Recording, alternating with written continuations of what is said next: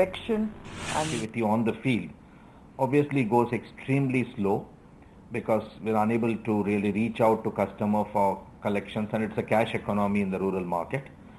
The collaterals are not being able to be taken and being disposed of during this period. So one must look at the overall performance in the background of the events that were happening around April and May. And if one looks at the 3 months period and one looked at June standalone, one would see that after the events are over in April, May, the June has actually resulted into a very different positive number.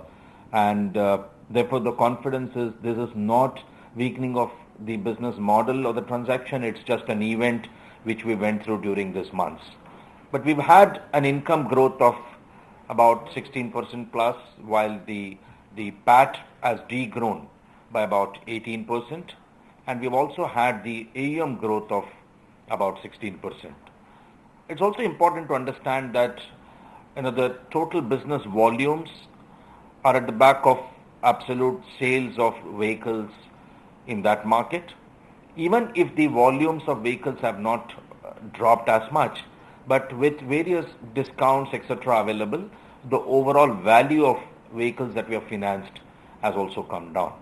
And all of this together is what has really caused the little dip in the profit after tax. While the income has maintained growth, the margins have been fairly protected.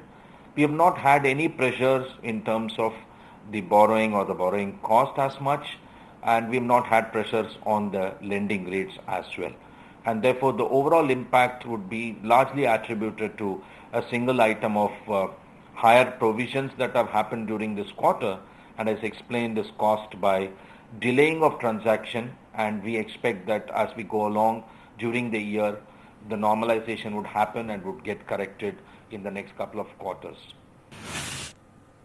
तो Mahindra and Mahindra financial सर्विसेसના management જે કાલના પરિણામો જે આવ્યા છે એના પર ચર્ચા કરી રહ્યા હતા, જણાવી રહ્યા હતા ક્યાં ક્યાં પ્રેશર પોઈન્ટ્સ છે.